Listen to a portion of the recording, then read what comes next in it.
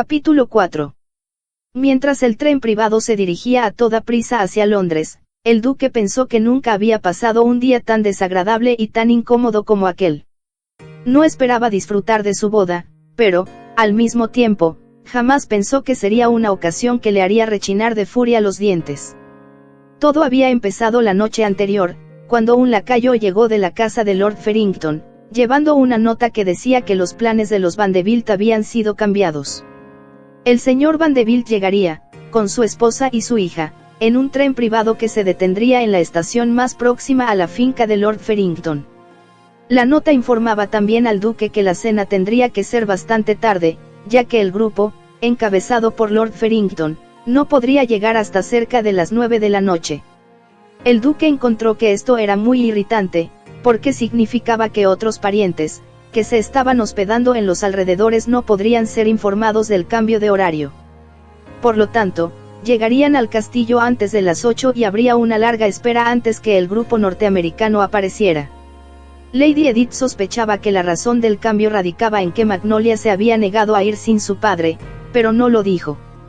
Se sentía aliviada, sin embargo, al saber que el duque conocería al señor Vanderbilt, en lugar de estar sometido de manera exclusiva a la personalidad abrumadora de su esposa. Pensaba que el hombre resultaría tan agradable al duque como lo era para ella. Pero aún este plan falló. El movimiento del tren causó tanto dolor al señor Vanderbilt, que era imposible, una vez que llegó a la casa de Lord Farrington, pedirle que hiciera el esfuerzo de ir en un carruaje hasta el castillo, en un recorrido de cerca de 1 hora, y estar presente en una cena a la que concurrirían personas desconocidas para él. Por lo tanto, para consternación de Lady Edith e irritación del duque, tanto el señor Vanderbilt como su hija no asistieron a la cena familiar. Ciertamente, esta es una representación de Hamlet, sin Hamlet, comentó Lady Edith a 1 o 2 parientes que tenían más sentido del humor que los otros. Sin embargo, se dio cuenta de que tal como temía, tan pronto la señora Vanderbilt entró al castillo, el duque pareció encresparse. Debido a todos los trastornos sufridos, y sin duda porque se hallaba un tanto a la defensiva, la señora Vanderbilt se mostró peor que nunca. El hecho de que se viera magnífica, dentro de su estilo, no suavizó la impresión que causó en la familia Byrne quien, como el duque sospechaba, había llegado dispuesta a criticar a la novia. Con un vestido que era evidente que había costado una fortuna, y cuyo diseño provenía de París, la señora Vanderbilt cometió el error de querer parecer impresionante, sin comprender que su apariencia resultaba, para el inglés convencional, no solo ostentosa, sino de mal gusto. El vestido que llevaba puesto era más adecuado para un salón de baile o para un escenario de teatro que para una cena familiar. Lucía enormes brillantes que lanzaban resplandez desde su cabello alrededor del cuello, y marcaban el talle bajo de su vestido. Sus muñecas estaban cargadas de pulseras, los anillos eran deslumbrantes y el duque pensó que esa mujer representaba todo por lo que él había vendido su título, y se había vendido a sí mismo. No había nada que hacer, sin embargo, excepto realizar un esfuerzo sobrehumano para mostrarse amable con su suegra y tratar de no percibir su mirada crítica como si estuviera haciendo un balance de todas las cosas que en el castillo exigirían reparación. La velada, por lo que a sus otros invitados se refería, pasó de manera agradable, debido, pensó después el duque, al hecho de que mientras esperaban al grupo de Lord Farrington, habían consumido una cantidad considerable de champaña. Cuando por fin terminó la cena a una hora que al duque se le antojó muy avanzada y los caballeros se reunieron con las damas en el salón, los parientes que vivían más retirados del castillo comenzaron a despedirse. «Será un placer conocer a tu futura esposa mañana, Selden», le dijeron todos, de un modo u otro. Le pareció que había una ligera nota de conmiseración en su voz, que él resintió. Lady Edith pudo haberle enterado, aunque no lo hizo, de lo dominante que se había mostrado la señora Vanderbilt cuando las damas se retiraron al salón, mientras los caballeros bebían su oporto. En lugar de mostrarse agradable y tranquila frente a las mujeres mayores de la familia, se había dedicado a tratar de impresionarlas jactándose de la riqueza de su marido, de la envidiable posición que ocupaban en la alta sociedad neoyorquina y de la fortuna que Magnolia aportaría a la familia. No dejó la menor duda respecto a quién proporcionaría el dinero para pagar las reparaciones que requería el castillo y las demás propiedades, así como para cubrir las deudas en las que había incurrido el difunto duque. La prodigalidad de este era algo de lo que no solo su hijo, sino todos sus familiares, estaban profundamente avergonzados, y el hecho de que una desconocida les dijera que iba a pagar las cuentas no hacía más que empeorar la situación. Cuando la puerta se cerró tras la señora Vanderbilt y se alejó del castillo en el carruaje de Lord Farrington, Lady Edith lanzó un profundo suspiro de alivio. Comprendió, sin embargo, por la expresión que leyó en el rostro del duque, lo que éste estaba sintiendo, y decidió no discutir otra vez con él. «Estoy cansada y mañana será otro día agotador», dijo. «Me voy a la cama». «Buenas noches, Selden». «Hasta mañana, Edith». Él también se retiró, sin decir una palabra más, y ella comprendió que la depresión lo envolvía como un manto negro. El duque permaneció sentado largo rato en la biblioteca, hasta que por fin subió a su dormitorio, y entonces pensó que no era muy probable que durmiera. En realidad se había quedado dormido y sus problemas habían retrocedido por el momento, convirtiéndose en una nebulosa imprecisa, cuando fue despertado por el sonido de voces, martillazos y ruido de gente que iba y venía. Por un momento creyó que tal vez eran ladrones que estaban tratando de robar los regalos. Enseguida comprendió que ningún ladrón que se respetara a sí mismo produciría tanto escándalo. Recordó en forma vaga que Lady Edith había dicho que el tren privado que había traído a los Vanderbilt de Londres, también transportaba los regalos, y que estos deberían llegar a primeras horas de la mañana al castillo. El duque consultó el reloj junto a su cama y vio que todavía no eran las 5 de la mañana. Los empleados de la señora Vanderbilt, pensó, empezaban a trabajar más temprano que sus colegas ingleses. Cuando por fin se levantó, ya que le era imposible descansar con tanta conmoción en torno, ya no digamos dormir, encontró, para su asombro, que un verdadero ejército de hombres había invadido el castillo y una cuadrilla de trabajadores estaba erigiendo en el jardín algo que parecía una enorme corona de flores. Le pareció improbable que los Vanderbilt quisieran agregar flores a las que ya había en el jardín y que hacían tan agradable el ambiente. Pero se dijo que sería una tontería criticar o alterar las disposiciones adoptadas por sus futuros suegros. Al mismo tiempo, pensó con irritación que, sin embargo, debían haberlo consultado. La enorme guirnalda de flores estaba siendo erigida frente a las habitaciones donde se iba a realizar la recepción y en el centro del prado donde los invitados caminarían y conversarían al aire libre, si el tiempo lo permitía. Pero, a medida que avanzaba el día, aquella fue solo una de las innumerables contrariedades que le aguardaban. El duque descubrió, demasiado tarde para cancelar la orden, que les estaban sirviendo champaña a los empleados y granjeros arrendatarios, que iban a divertirse en el granero más grande de la finca. Se habían enviado muchas cajas de champaña, sin tomar en cuenta que él ya había ordenado los barriles de cerveza y de sidra. Era un costoso agregado a los gastos, que el duque consideraba ya por encima de sus posibilidades. Además, sabía que la mayor parte de ellos no estaban acostumbrados a beber champaña y que, seguramente, se embriagarían. Se asombró también al descubrir que dentro del castillo, la señora Vanderbilt había dispuesto que fueran colgadas enormes guirnaldas de flores en la escalera del vestíbulo. La mayor parte de los salones de recepción estaban llenos de flores blancas, en tal profusión, que oscurecían los cuadros y hasta los muebles mismos. Al vestirse, se puso su uniforme, por lo que él pensó sería la última vez. Esto aumentó su depresión, porque había estado postergando el envío de su renuncia formal, en caso de que su matrimonio no se realizara y él pudiese continuar siendo soldado. Ahora la vida que había organizado tan a su gusto debía clausurarse para siempre, para ser sustituida por un futuro que no le parecía nada brillante. Pero fue cuando el duque percibió la cantidad de fotógrafos y reporteros que se deslizaban en cada rincón del castillo, que su paciencia llegó a su fin. ¿Qué diablos hacen todos estos periodistas aquí?, preguntó a Lady Edith, y su respuesta no contribuyó para nada a tranquilizar sus sentimientos. Mucho me temí que esto fuera a molestarte, Selden. ¿Molestarme?, exclamó furioso. ¿Sabes que encontré a 2 de ellos en mi dormitorio, hace unos minutos, fotografiando mi lecho? Tuvieron el descaro de preguntarme si era ahí donde pensaba dormir con mi esposa. Lo siento, Selden. ¿Es todo lo que puedes decir?, preguntó el duque. Me informaron que habían venido de Nueva York, por invitación de la señora Vanderbilt. Les dije lo que pensaba de su conducta y ellos se apresuraron a anotarlo en sus libretas de apuntes. Me temo que la señora Vanderbilt desea que la boda tenga mucha publicidad, comentó Lady Edith en tono humilde, pero estoy segura de que nada de esto aparecerá en un periódico inglés. El duque la miró como si la furia lo hubiera hecho enmudecer por un momento y luego añadió: todo esto me enferma, estoy harto. Insistí en casarme aquí para evitar este tipo de vulgaridad que considero degradante, tanto para mí como para mi familia. Estoy de acuerdo contigo, convino Lady Edith, y solo puedo decirte de nuevo cuánto lo siento.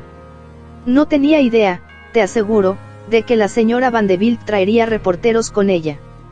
El duque lanzó una exclamación intraducible y abandonó la habitación. Lady Edith se asomó por la ventana para observar con una expresión preocupada en los ojos a los trabajadores que se afanaban en el jardín. Había, en verdad, razones para que estuviera tan intranquila. Cuando los novios terminaron de recibir la larga hilera de invitados que habían pasado del vestíbulo al salón, para ir de allí al jardín, resultó para el duque el clímax de una tarde intolerable. Debido a que era un día precioso y parecía haber más invitados de los que se esperaba, Lady Edith había dispuesto a último momento que el pastel de bodas, o más bien los pasteles, fueran trasladados del comedor al jardín. Esto, en sí mismo, significaba otra irritación para el duque.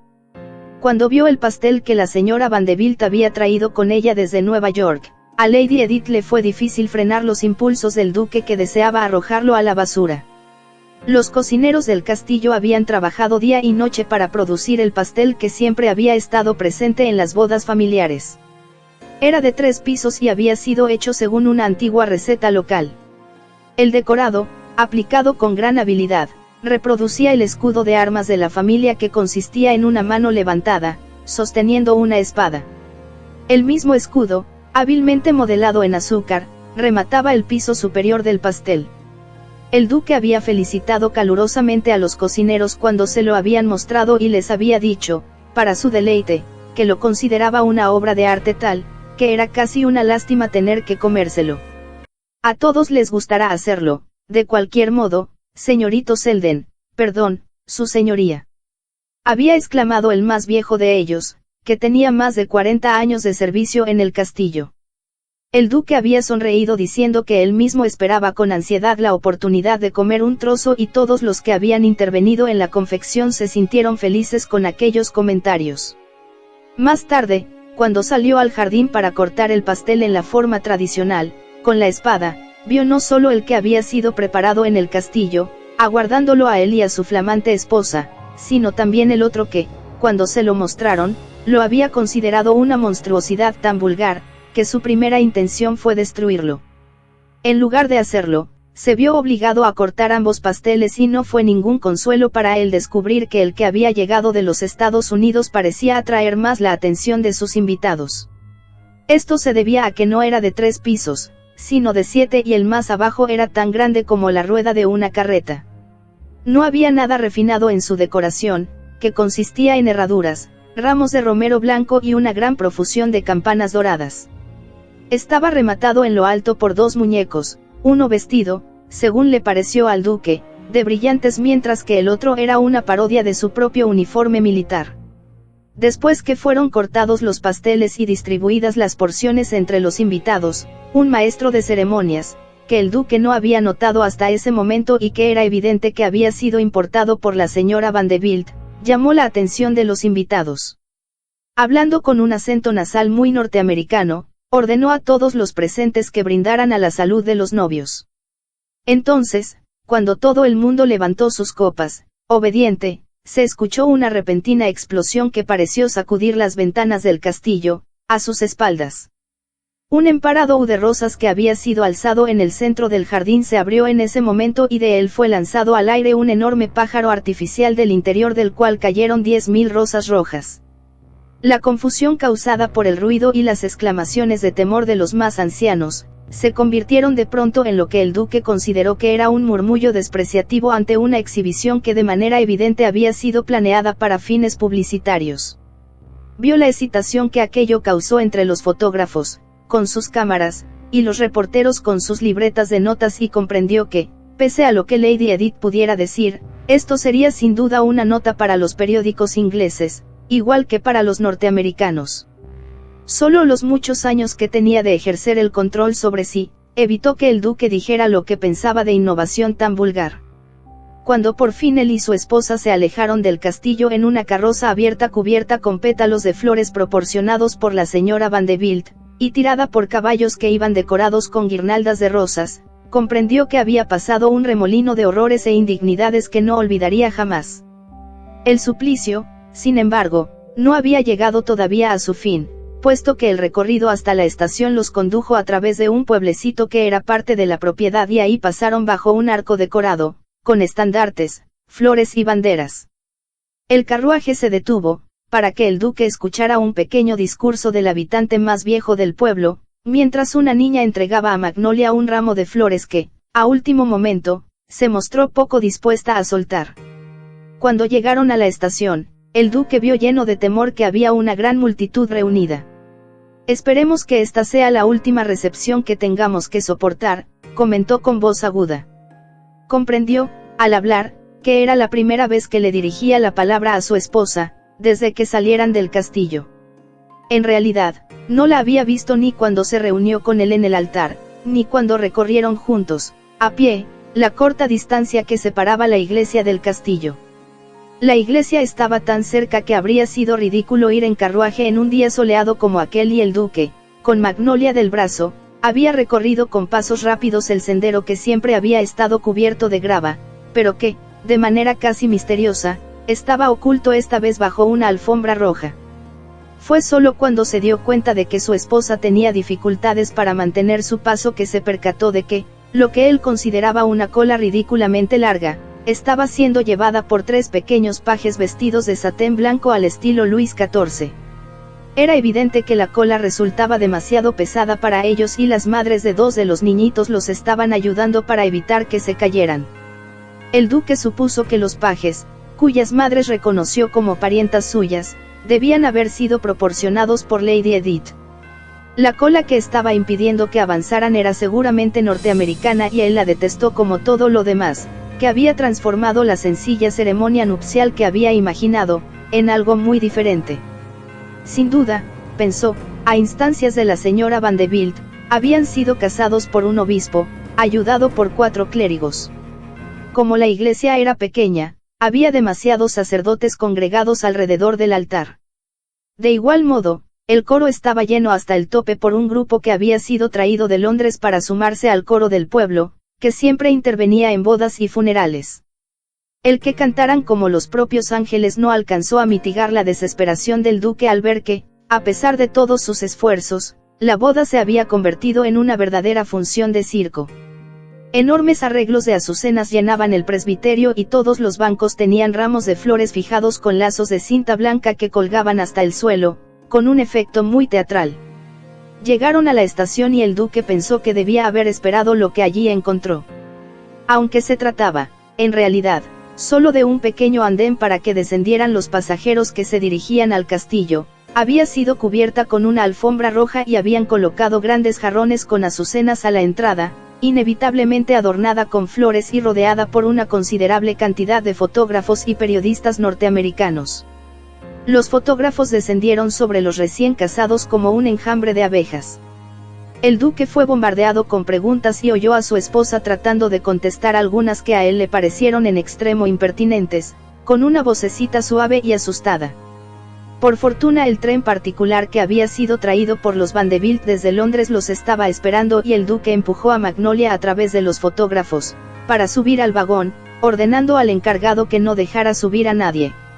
Las puertas fueron cerradas, pero las cámaras aparecieron en las ventanillas, al igual que los rostros de sus perseguidores. El duque indicó los asientos que había en el extremo más lejano del vagón. Sugiero, dijo, que nos sentemos ahí, de espaldas a ellos. No podrán hacer nada contra eso. Magnolia obedeció sin chistar. Por fin, para alivio del duque, el tren se puso en marcha y entre vítores y manos que se movían, abandonó con lentitud la estación. Fue entonces cuando dijo, como si las palabras estallaran rompiendo el control que había ejercitado sobre sí mismo todo el día. Nunca en mi vida pensé que me someterían a una exhibición tan repugnante de vulgaridad. Se puso de pie, al decir eso, y salió del vagón que sería como salón para dirigirse a otro compartimiento. Quería estar solo. Por cierto que no mejoró su estado de ánimo al descubrir que el tren era mucho más grande de lo que él esperaba y que varios fotógrafos y periodistas viajaban en él. Como no tenía deseos de hablar con ellos, sabía que cualquier cosa que dijera sería anotada y reproducida en sus periódicos. El duque volvió al primer compartimiento. Vio que su esposa, que había estado contemplando el paisaje a través de la ventana, se apresuró a abrir una revista cuando él entró. Por lo tanto, no hizo ningún esfuerzo por sentarse en un sillón, ni enfrente ni cerca de ella, sino que se sentó del otro lado del vagón y tomó a su vez un periódico. Viajaron algún tiempo en silencio, luego aparecieron los camareros para ofrecerles comidas y bebidas. El duque comprendió que debía portarse de manera civilizada, sin importar lo que pensara de las disposiciones tomadas por su esposa y su suegra. Solo había podido cruzar unas cuantas palabras con el señor Vanderbilt, a quien habían llevado al castillo, en el carruaje de Lord Farrington, poco antes de la boda.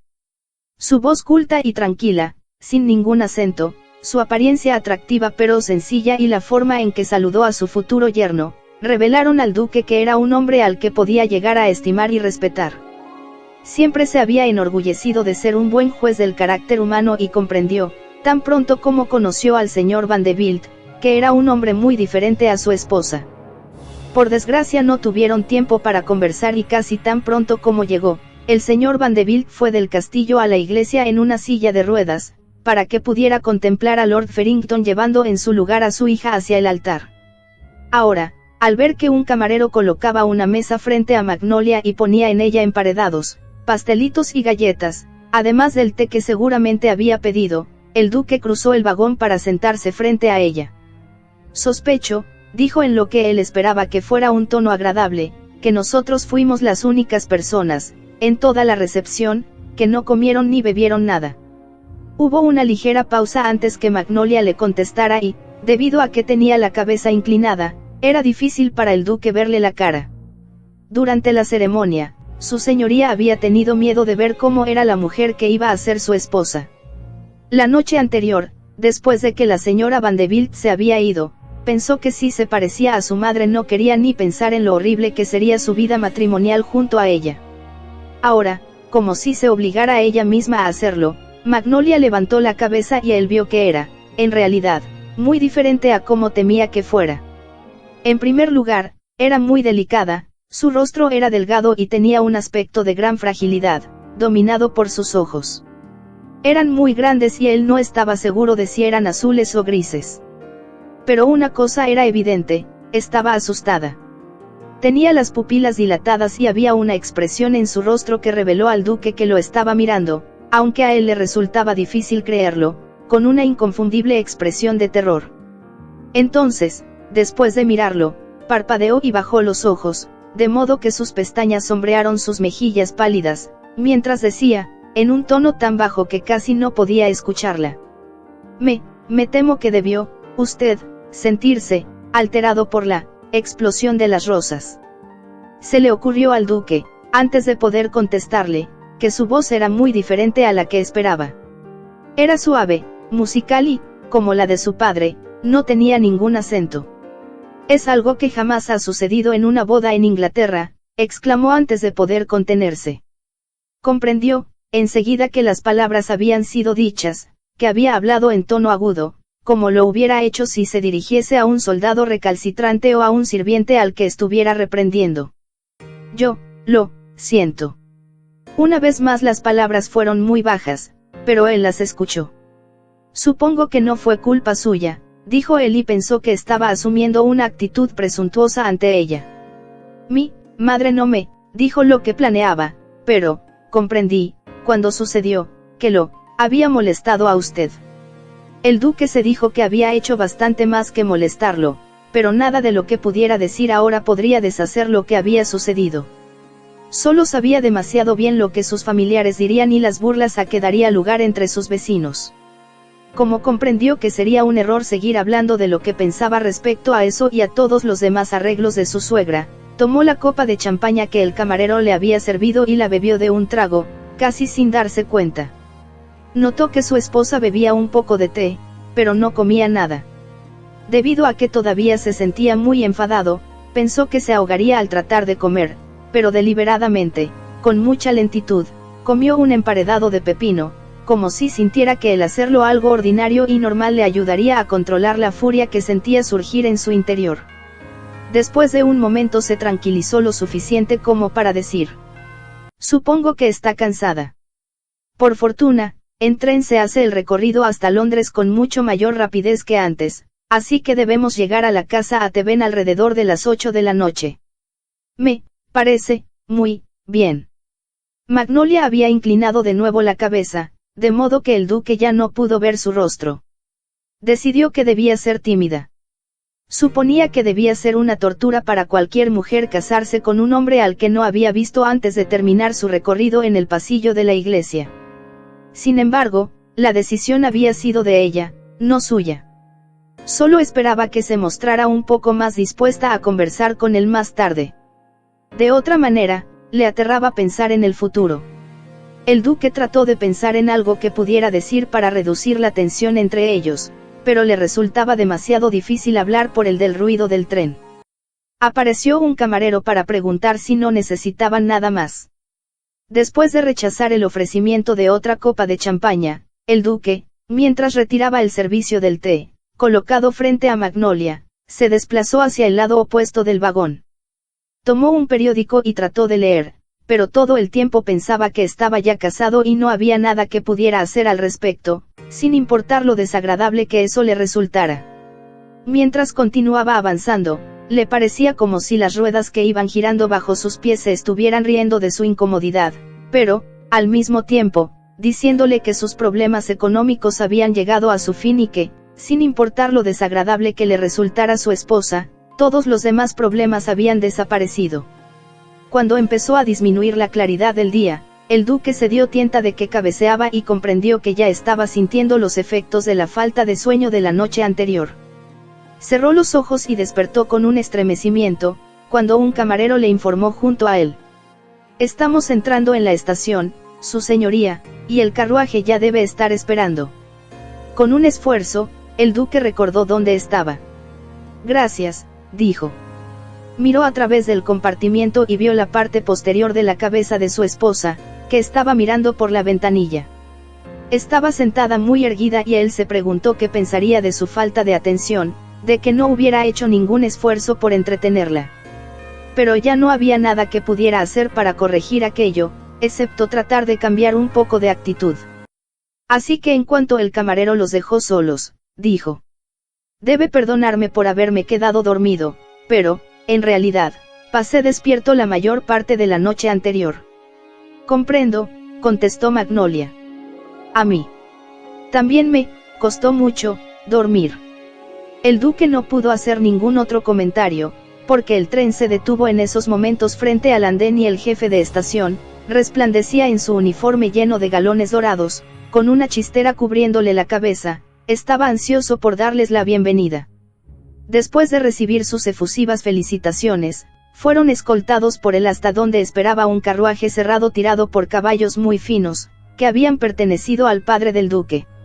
Había una nenita, que el duque supo que era la hija del jefe de estación, que entregó a Magnolia otro ramo de flores, y también había varios funcionarios que deseaban estrechar su mano y que habían traído a sus esposas para que conocieran a los novios. Por fin se pusieron en marcha y el duque comprendió, con un sentimiento de alivio, que solo faltaba recibir las congratulaciones de los servidores de la casa Ateben, luego de lo cual cesarían de escuchar frases de felicitación y expresión de buenos deseos. «Cenaremos tan pronto como esté usted lista», comentó el duque en cuanto el carruaje salió de la estación.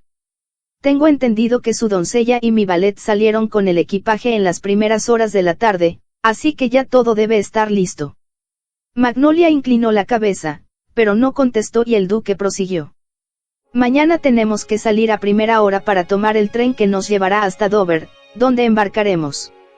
Pensó, al decirlo, que sonaba como si estuviera dando las buenas noches y enseguida recordó que era su noche de bodas. Este pensamiento lo hizo sentirse en una trampa en la que habían puesto una buena carnada, con gran habilidad, desde el momento en que se habían enterado de las deudas de su padre. Era una trampa que hoy se había cerrado y ya no le permitiría escapar. Por un momento sintió deseos de huir de todo lo que el matrimonio implicaba. Entonces se dijo que, sin importar lo vulgar y desagradable que hubiera sido la boda, él se portaría como un caballero y haría lo que se esperaba de él. Fue un sentimiento que se confirmó a sí mismo mientras se cambiaba para la cena y que le hizo sentirse agradecido del champaña que le fue ofrecido al bajar al salón, exactamente cuando el reloj del vestíbulo marcaba las 9. La habitación estaba decorada con flores blancas y él sintió, de manera incontenible, que no deseaba volver a ver tantas flores en su vida, al menos hasta que estuviera confortablemente instalado en su tumba. Se dijo que si a él le había disgustado su propia boda, se suponía que su esposa debía haber disfrutado mucho y que era su obligación evitar deprimirla con su propia reacción. En el momento en que estaba pensando en ella, Magnolia entró en la habitación. Llevaba puesto un vestido muy hermoso, aunque el duque pensó que era demasiado suntuoso para cenar con él a solas. Esperaba que en unos años más no se pareciera a su madre y se dijo que si lo intentaba, él haría todo lo que estuviera en su poder para evitarlo. Ahora, mientras caminaba hacia él, comprendió que era mucho más esbelta de lo que suponía y que se movía con una gracia que estaba seguro no era común en una jovencita. Se movía casi como si fuese una bailarina, y se preguntó si las muchachas norteamericanas tomarían clases de ballet, como parte de su educación. Sin mirarla en forma directa, dijo: «Supongo que debe sentirse cansada. Un poco de champaña le sentará bien. Ha sido un día muy largo para ambos». «Gracias». Le pareció que su voz temblaba, como si fuera tímida o estuviera asustada. Ella aceptó la copa que le ofrecía. Entonces, al tomarla, el duque vio sorprendido que Magnolia estaba temblando. Le pareció que sus dedos sostenían la copa con demasiada fuerza, como si temiera derramar el contenido o dejarla caer. «Venga y siéntese», sugirió él. Debe haber pasado horas de pie mientras estrechábamos la mano a esa hilera interminable de invitados. Magnolia obedeció. Mientras ella bebía el champaña, él bajó la mirada y observó por primera vez que su cabello era tan rubio que tenía reflejos plateados. Era algo que nunca había notado en ninguna mujer. Vio, también, que la piel de sus manos era muy blanca. Antes que tuviera oportunidad de contemplar por entero su rostro, la cena fue anunciada y cuando Magnolia se levantó y dejó la copa de champaña, él le ofreció su brazo. Tuvo la impresión de que ella vacilaba por un momento antes de apoyar sus dedos, muy ligeramente, en él. Mientras caminaban hacia el comedor, el duque pensó que estaba en lo cierto al pensar que ella tenía miedo. Le pareció extraño y entonces sustituyó la palabra miedo por timidez. Por supuesto que se sentía tímida. Cualquier muchacha que se encontrara a solas, por primera vez en su vida, con un hombre al que nunca antes había visto, pero cuyo apellido llevaba ahora, se habría sentido tímida. La mesa del comedor también estaba decorada con flores, blancas, pero no eran demasiado prominentes, entre los candelabros de oro y las copas, que eran muy antiguos. Estaba seguro de que su esposa, como buena norteamericana que era, los apreciaría. Recordó la conversación que había tenido con la señora Vanderbilt durante la cena la noche anterior, en la cual había dicho con toda claridad que, sin importar las propiedades que él pudiera tener, ella y su marido poseían más y mejores cosas, porque habían saqueado las bodegas de Europa para amueblar sus propias casas. Lady Edith había descrito al duque, en gran detalle, la colección de cuadros del señor Vanderbilt. Pero había insistido también en describir las estatuas, los muebles cubiertos con hoja de oro y los tapices, diciendo que estaba segura de que su historia era 2 veces más larga que todo lo que había en las casas de los Ateven. Recordando esa conversación, el duque dijo a Magnolia: «Me pregunto, en vista de que su padre colecciona pinturas y su madre antigüedades, si usted también es coleccionista». Hubo una pausa antes que ella contestara. «Sí. Yo colecciono algo, libros». «¿Libros?», preguntó el duque. «¿Se refiere a primeras ediciones?». «No, libros para leer». Su respuesta lo sorprendió y se apresuró a preguntarle: «¿Qué temas le agradan?». ¿O prefiere las novelas? Le pareció que había una leve sonrisa en los labios de ella cuando respondió. Me gustan todos los libros. Son la única forma que he tenido de escapar. ¿Escapar? ¿De qué? De la vida que he llevado. El duque pareció desconcertado. No entiendo. Naturalmente. Pero supongo que es ingrato de mi parte pensar así. ¿Pensar cómo? Que he vivido en una prisión. Escuché bien. Usted dice que se sentía prisionera. ¿Se refiere a su casa o a la escuela? Magnolia movió la cabeza de un lado a otro. No quisiera embarcarme en mayores complicaciones. Cuando usted me preguntó qué coleccionaba, le dije, libros, porque leyendo puedo viajar y explorar el mundo. ¿Me quiere decir que eso es algo que no haría usted de otra manera? Preguntó el duque. No, por supuesto. ¿Por qué no? Porque, soy quien soy. Supongo que soy bastante tonto, pero todavía no comprendo. Yo me imaginé que usted podría hacer todo lo que quisiera. Pensó que era innecesario añadir, con el dinero que tiene, pero eso era evidente, a menos que ella fuera en verdad muy tonta. Resulta aburrido hablar de mí, respondió Magnolia en forma inesperada. ¿Por qué no me cuenta, mejor, su vida en la India? Ese es un lugar que me gustaría mucho conocer. Llegaría un poco retrasada, contestó el duque. Debía haberlo hecho cuando era una jovencita y podía disfrutar de los bailes que tienen lugar en los fuertes que hay en las montañas, con la emoción de ser la única mujer entre un gran número de hombres. Jamás me hubiesen permitido hacer eso, contestó Magnolia. Lo que me hubiese gustado ver en la India son los templos y la gente. Comprendí, cuando papá y yo estudiamos budismo, que este era un lugar que en verdad hubiese querido visitar. ¿Ha estudiado el budismo? Sí, y leímos también mucho sobre el hinduismo. Pero fue el budismo el que me pareció más interesante y en el que encontré más posibilidades de ayuda. ¿Ayuda para qué? Para aprender a vivir. Magnolia hablaba con sencillez, sin pretensiones y añadió con un ligero suspiro. Me gustaría que me contara qué encontró usted en la India. El duque había esperado que ella le preguntara sobre la belleza del Taj Mahal, el aspecto que tenía el Fuerte Rojo en Delhi, las multitudes de peregrinos que acudían al río Ganges. Me sorprende mucho que esté usted interesada en el budismo, dijo él.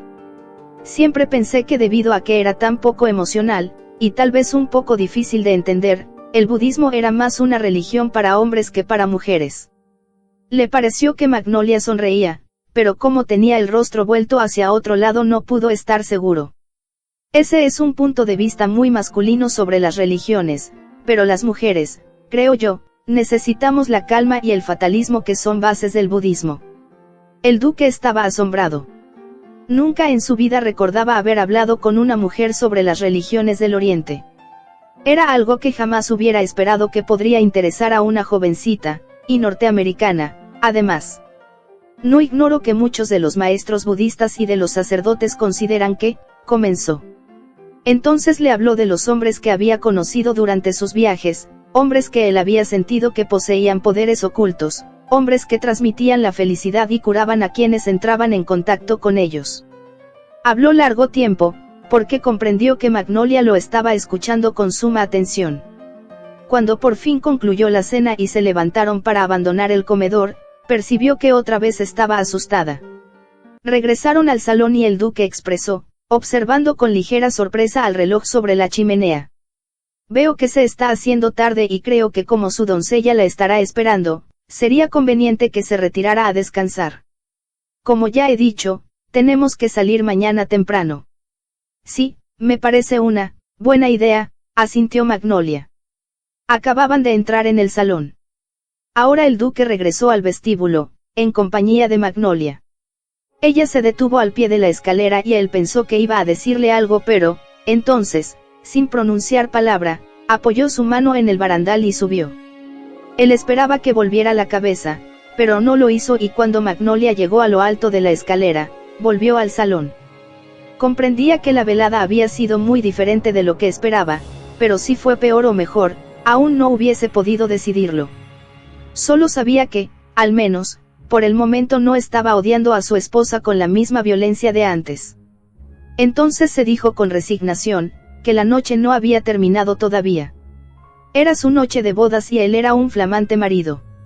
Subió la escalera hacia su propia habitación, donde lo estaba esperando su valet. Mientras se desvestía, pensando que no era natural guardar silencio, el duque preguntó: «¿Está todo listo para mañana, Jarvis?» Él conocía la respuesta aún antes de formular la pregunta. «Sí, su señoría, y el equipaje irá adelante. Solo tengo que preparar las cosas que usará usted esta noche». «Muy bien», dijo el duque. «No queremos apresuramientos».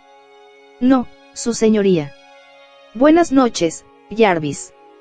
«Buenas noches, su señoría». El valet salió de la habitación y el duque, con una bata larga sobre su pijama, caminó hacia la ventana. Corrió las cortinas y se quedó contemplando los árboles de Hyde Park. Las sombras parecían oscuras y misteriosas, pero el cielo estaba cuajado de estrellas y el duque sintió deseos de caminar, como lo habría hecho en el castillo, para sentirse libre, sin cadenas. Se dijo a sí mismo que había salvado el castillo sacrificando su libertad. Esto, por supuesto, era algo que sentía desde el momento en que fue hecho el arreglo. El significado de todo lo que había ocurrido pareció descender sobre él. Sintió que se ahogaba en las sensaciones de odio y disgusto que lo habían invadido cuando vio el enorme pastel de bodas y oyó la explosión que precedió a la lluvia de rosas rojas sobre los estupefactos invitados. Podía concebirse algo más inadecuado para una boda inglesa, en un jardín inglés. Mientras observaba todo aquello, había apretado los puños con tal fuerza, que las uñas se le clavaron en las palmas hasta producirle dolor. Fue con muchas dificultades que había logrado contenerse de decirle a la señora Vanderbilt, que miraba el espectáculo con expresión de triunfo, lo que pensaba de ella y de sus ideas. Pensó, que, al contenerse, había actuado con el control que corresponde a un caballero y que ahora le aguardaba la parte final de su deber. Tendría que desempeñar su papel, le gustara o no. Sintió que le punzaba la cabeza, como si se rebelara en su interior, ante lo que se esperaba de él, ante lo que se había comprometido a hacer. Pero no había forma de rehuir sus obligaciones. Eran tan claras como si hubieran estado escritas en los documentos que habían sido firmados tanto por el señor como por la señora Vanderbilt. Eran documentos que le habían dado el manejo de una suma tan inmensa de dinero que se preguntó si, aun haciendo todo lo necesario en las propiedades, el castillo y todo lo demás, gastaría siquiera la 10ª parte de lo que su esposa le había entregado con motivo de su matrimonio. Su esposa. A pesar de que se había sentado frente a ella y hablado con ella, todavía le costaba trabajo visualizarla, recordar cómo era. Le parecía, al volver la vista atrás, que había visto su rostro solo en forma vaga, como si fuera a través de una neblina, cuando ella lo miró y él supo que tenía miedo. Después de eso, siempre se había ingeniado para mantener la cabeza inclinada, o vuelta hacia otro lado y ahora pensó que también su perfil resultaba muy diferente de lo que él había esperado. La nariz, pequeña y delicada, la barbilla un poco puntiaguda, los labios curvos que parecían estar temblando, lo recordó todo y volvió a preguntarse, ¿por qué tenía miedo, y de qué? Siempre había creído que las jóvenes norteamericanas eran muy seguras de sí mismas, de actitud independiente, con fuertes ideas propias. Las imaginaba muy diferentes a las jóvenes aristócratas inglesas, torpes, exageradamente protegidas, que no salían del sector de la casa destinado a sus estudios, hasta que hacían su debut social. Debía haberse equivocado al pensar que Magnolia tenía miedo. Tal vez estaba temblando porque se sentía enferma. Con los millones de los que disponía, no había nada que ella pudiera temer, como no fuera el colapso de la economía norteamericana, lo cual era bastante improbable que se produjera. Su mente anduvo deambulando de un lugar a otro y no tuvo idea de cuánto tiempo permaneció mirando las verdes hojas del parque. Luego irguió los hombros, casi como si fuese un soldado dispuesto a desfilar, y caminó hacia la puerta interior que comunicaba su dormitorio con un pequeño pasillo que conducía al de Magnolia. Con un suspiro de resignación, el duque abrió la puerta, recorrió los pocos pasos que lo separaban de la otra puerta y puso la mano en el picaporte. Dio vuelta con suavidad al picaporte, después lo hizo con más firmeza. La puerta no se abría. Se le ocurrió que tal vez los sirvientes habían sido lo bastante tontos para dejarla cerrada con llave, como lo había estado en el pasado, cuando los visitantes usaban estas habitaciones en tiempos de su padre. El duque regresó a su cuarto y pasó al corredor central. A la derecha se encontraba la puerta del dormitorio de Magnolia. Hizo girar el picaporte, pensando que, primeramente, tendría que pedir disculpas por la torpeza de su personal, pero al hacerlo, comprobó que tampoco esa puerta se abría. Probó de nuevo, sin resultado, sin duda, la puerta estaba cerrada con llave. Esto era algo inesperado y ahora se le ocurrió que tal vez el temor de Magnolia era respecto a él como hombre. Por algunos segundos el duque permaneció observando la puerta, preguntándose qué debía hacer y luego, como si no pudiera encontrar respuesta, se encaminó no hacia su propio dormitorio sino hacia la escalera, que bajó con lentitud. No había nadie en servicio, en el vestíbulo del frente. La casa estaba silenciosa y el duque se dirigió a la biblioteca. Las luces habían sido apagadas, excepto las de los candelabros de pared del vestíbulo. Su luz fue suficiente para llegar hasta el escritorio. Encendió el candelabro que se encontraba encima de él y las velas le permitieron dirigirse hasta la mesita de las bebidas, en un rincón del recinto. Necesitaba un buen trago. Tal vez eso le ayudaría a pensar lo que debía decir a su esposa a la mañana siguiente. No es posible, se dijo, que ella intente mantenerme a distancia. No creo que quiera que iniciemos nuestra vida de casados en una forma tan anormal y fuera de lo común. Con el vaso en la mano, el duque corrió una de las cortinas y abrió las ventanas como si necesitara aire. Ahora miraba no en dirección de Hyde Park, sino del pequeño jardín en la parte posterior de la casa. Había allí varios árboles frondosos y los jardineros procuraban que estuviera siempre lleno de flores, aunque era imposible verlas a esta hora de la noche. La luz de las estrellas parecía conferir a los árboles un cierto misterio, que era, pensó el duque, como un reflejo del misterio de su propia vida. ¿Cómo podía haber imaginado, cómo pudo suponer, siquiera por un momento que su esposa, que tan ansiosa parecía de poseer su título, cerraría con llave la puerta para impedirle la entrada? Y no había cerrado una puerta, sino dos.